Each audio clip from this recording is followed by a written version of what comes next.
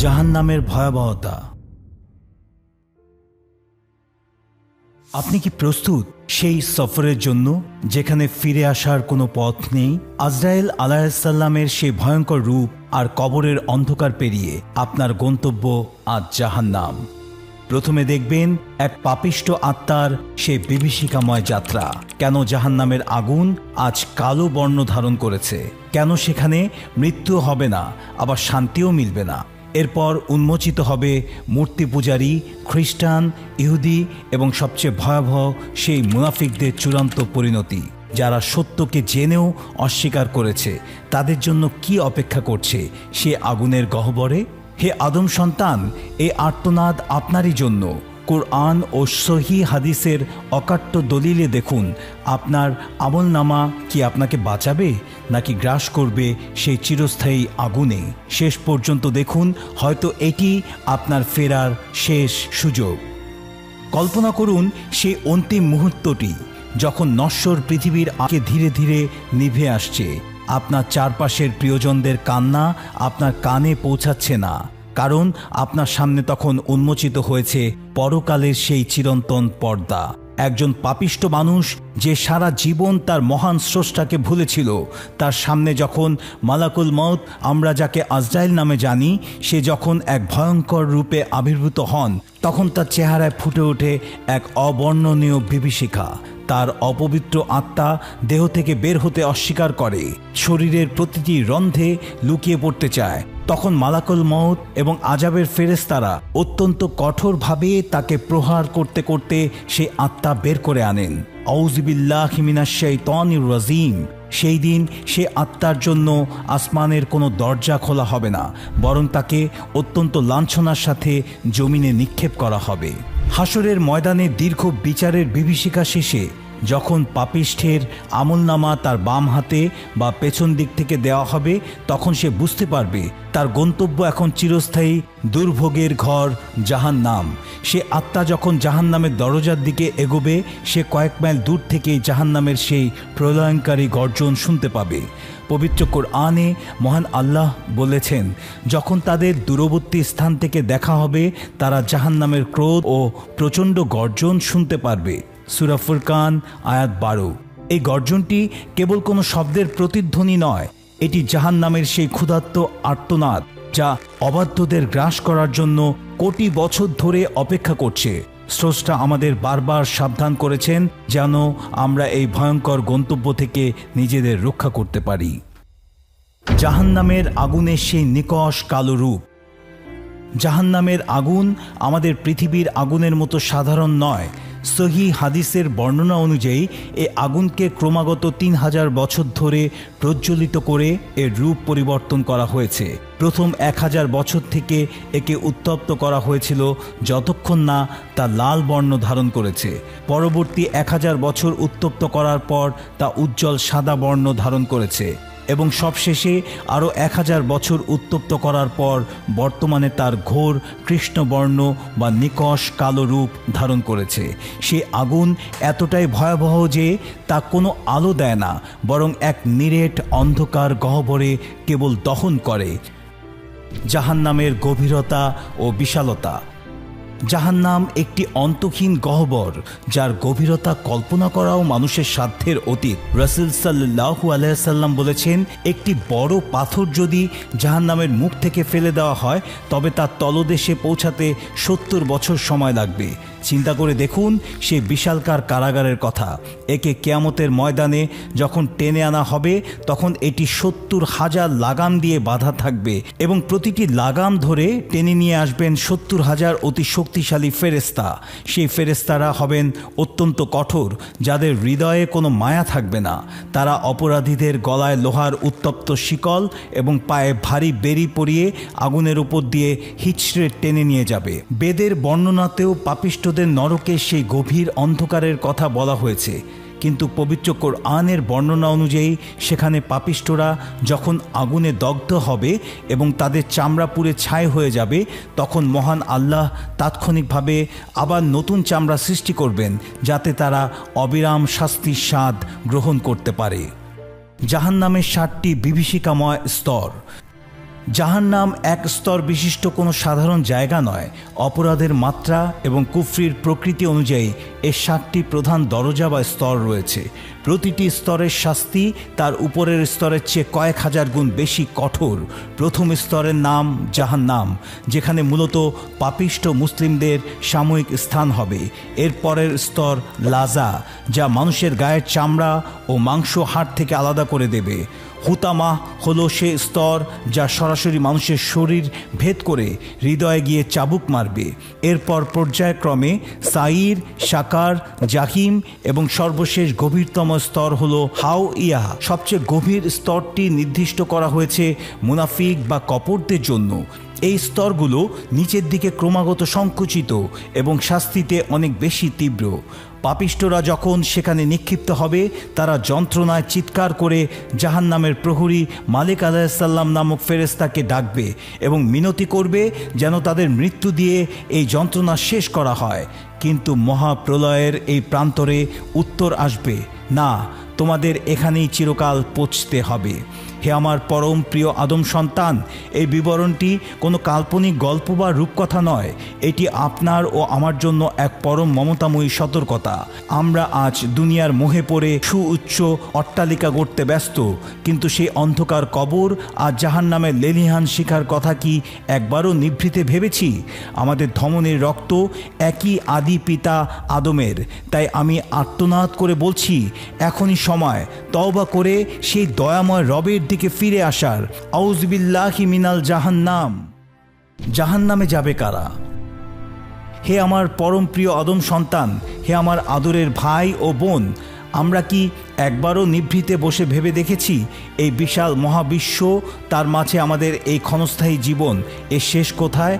মহান আল্লাহ আমাদের ভালোবেসে সৃষ্টি করেছেন, কিন্তু আমাদেরই কিছু কর্ম আমাদের ঠেলে দিচ্ছে সে আগুনের অতল গহ্বরে। আউযুবিল্লাহি মিনাশ শাইতানির রাজিম।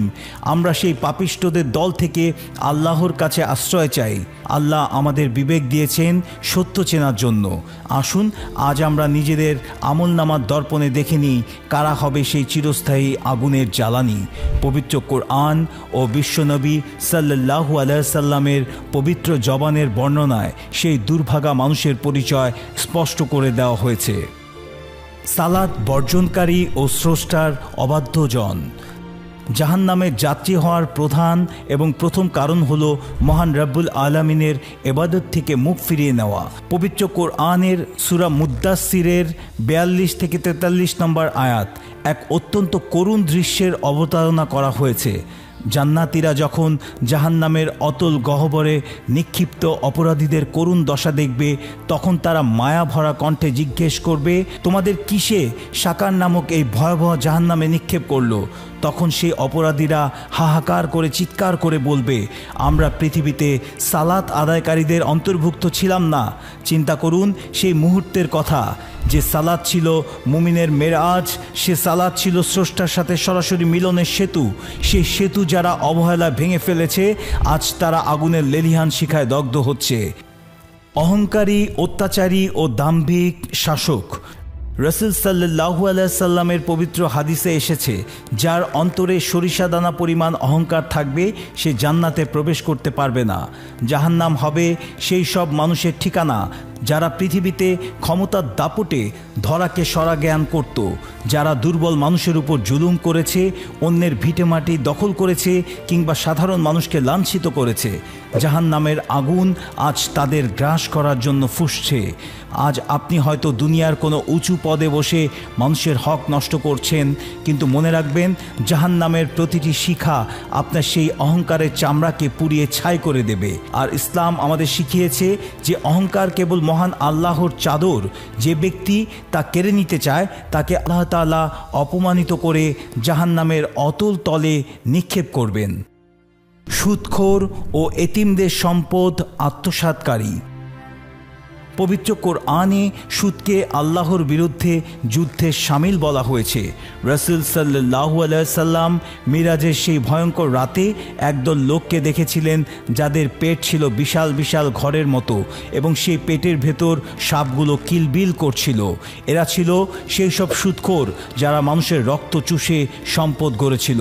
এছাড়াও যারা এতিমের সম্পদ অন্যায়ভাবে গ্রাস করে তাদের সম্পর্কে পবিত্র কোরআনে সূরা নিসায় আল্লাহ তাআলা বজ্র কণ্ঠে ঘোষণা করেছেন, নিশ্চয়ই যারা এতিমদের সম্পদ অন্যায়ভাবে গ্রাস করে তারা তাদের পেটে কেবল আগুনই ভর্তি করছে এবং অচিরেই তারা প্রজ্বলিত আগুনে প্রবেশ করবে। হে প্রিয় ভাই, যে সম্পদ আপনি আপনার সন্তানের জন্য রেখে যাচ্ছেন তা যদি হারামের হয় তবে সেই সম্পদ আপনার গলার আগুনের বেরিতে পরিণত হবে। আত্মীয়তার বন্ধন ছিন্নকারী ও গীবতকারী। সমাজ আজ কলুষিত হয়ে গেছে হিংসা আর বিদ্বেষে। রাসূল সাল্লাল্লাহু আলাইহি সাল্লাম বলেছেন, আত্মীয়তার বন্ধন ছিন্নকারী জান্নাতে প্রবেশ করবে না। সহিহ বুখারী। যারা তুচ্ছ কারণে ভাইয়ের সাথে কথা বলা বন্ধ করে দেয়, যারা বাবা মায়ের অবাধ্য হয়, তাদের জন্য জান্নাতের সুঘ্রাণ হারাম। এছাড়া যারা জিহ্বা দিয়ে মানুষের সম্মান ছিঁড়ে খায়, কোরআনের বর্ণনা অনুযায়ী তারা যেন তাদের মৃত ভাইয়ের মাংস খাচ্ছে। ইসলাম আমাদের শিখিয়েছে নীরবতার মাধ্যমে আত্মাকে পবিত্র করা। যারা চগলখড়ি করে, মানুষের মাঝে বিবাদ বাধায়, তাদের জন্য জাহান্নামের হুতামাহ নামক স্তরটি উন্মুক্ত রাখা হয়েছে, যা তাদের হৃৎপিণ্ড পর্যন্ত দগ্ধ করবে। ব্যভিচারী ও অশ্লীলতায় মত্ত সমাজ।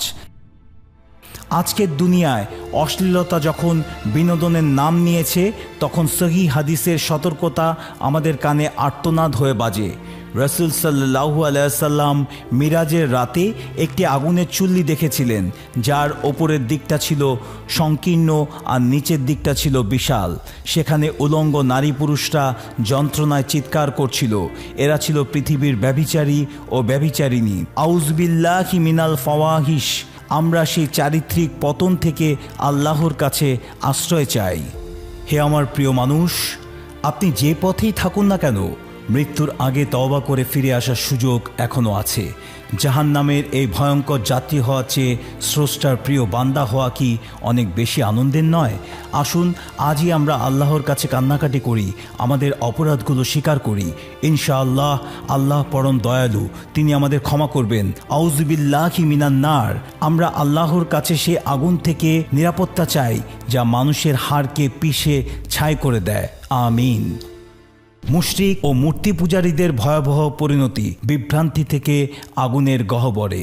হে আমার পরম প্রিয় ভাই ও বোন, বিশেষ করে যারা আজ স্রষ্টাকে ছেড়ে সৃষ্টির আরাধনায় মত্ত, যারা নিজের হাতে গড়া মূর্তির সামনে মস্তক অবনত করছেন, আপনাদের প্রতি আমার এই আহ্বান কোনো ঘৃণা থেকে নয়, বরং এক পরম মমতাময়ী হৃদয়ের হাহাকার থেকে।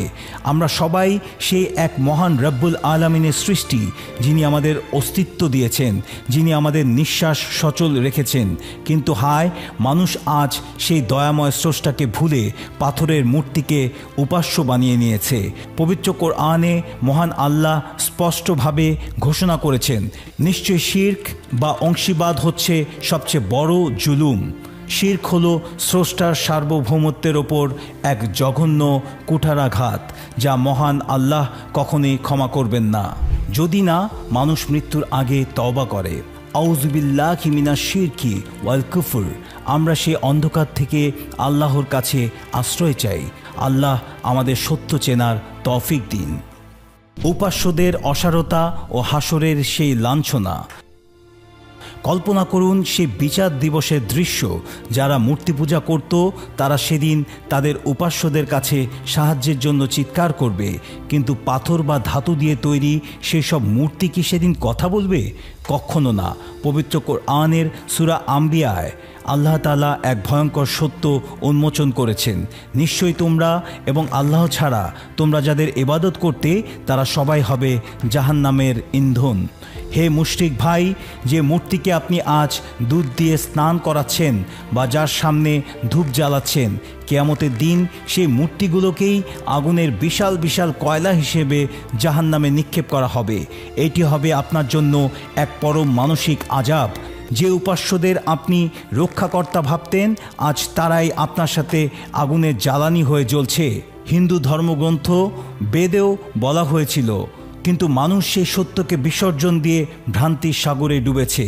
ইসলামই সেই ধ্রুব সত্য, যা আমাদের সরাসরি নিরাকার ও সর্বশক্তিমান আল্লাহর সাথে যুক্ত করে। জাহান্নামের জাহিম ও লোহার মুগুরের আঘাত।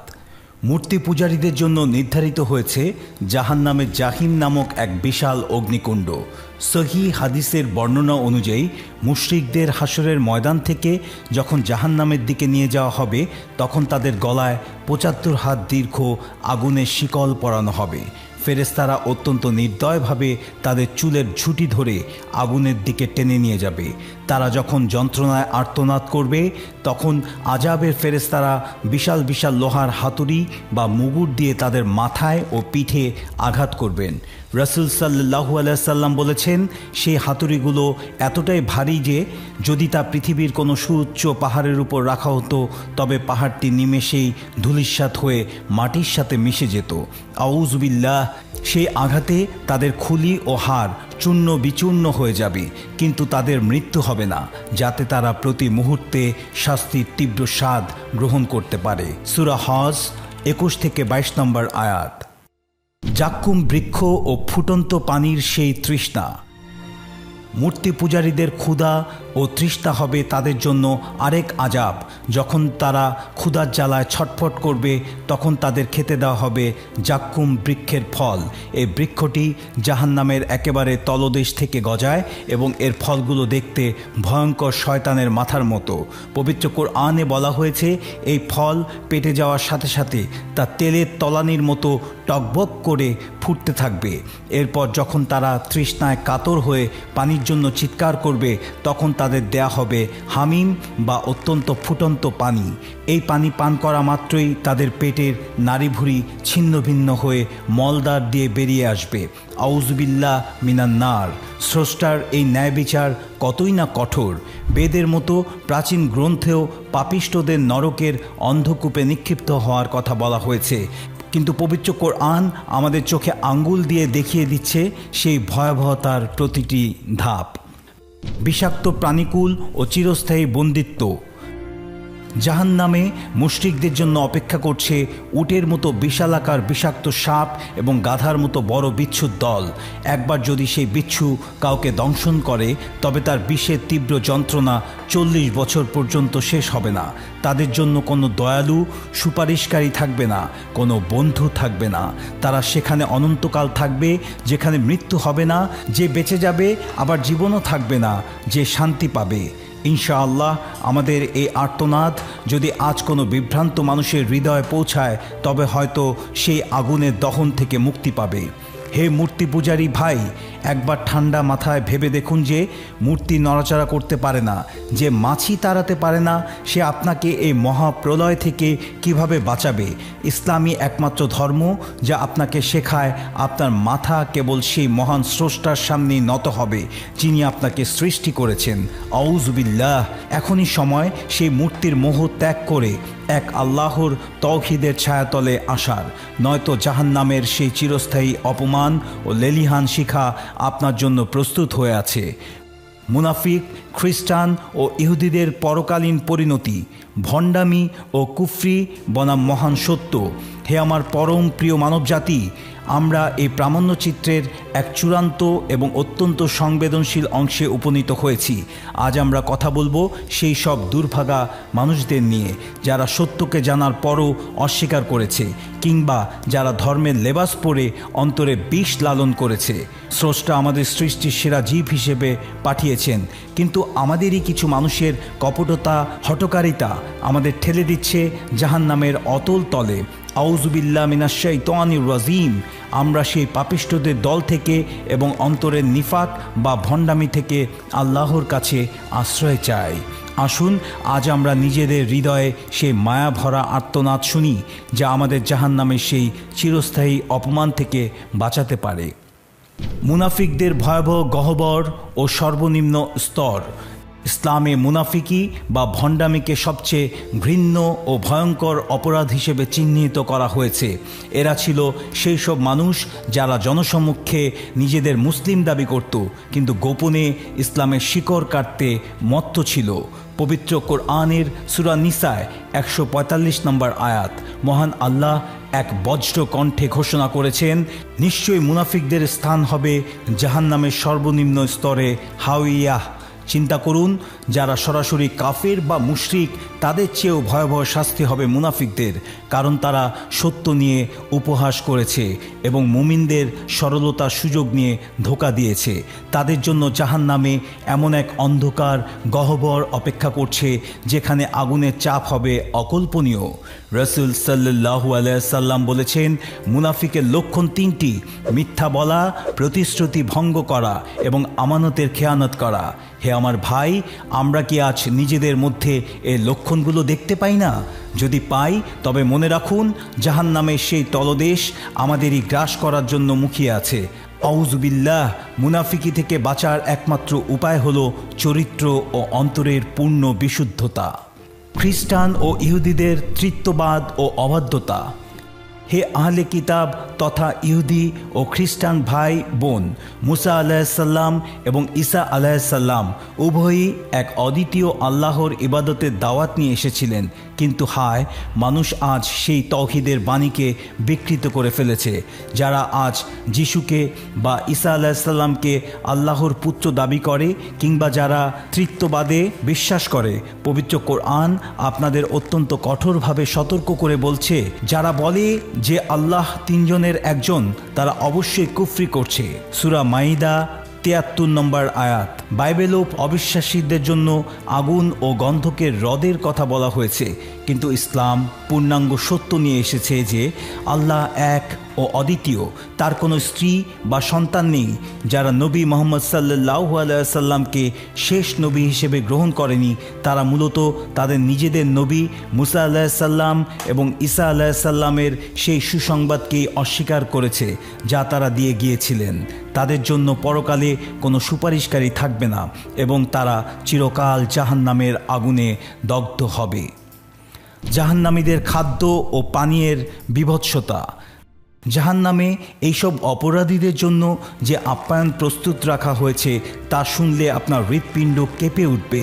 যখন তারা ক্ষুধার জ্বালায় ছটফট করবে, তখন তাদের দেয়া হবে জাক্কুম বৃক্ষের বিষাক্ত ফল, আর যখন তারা পানির জন্য হাহাকার করবে, তখন তাদের পান করতে দেওয়া হবে গিসলিন, যা হলো জাহান্নামীদের ক্ষতস্থান থেকে ঝরে পড়া পচা রক্ত ও পুঁজ।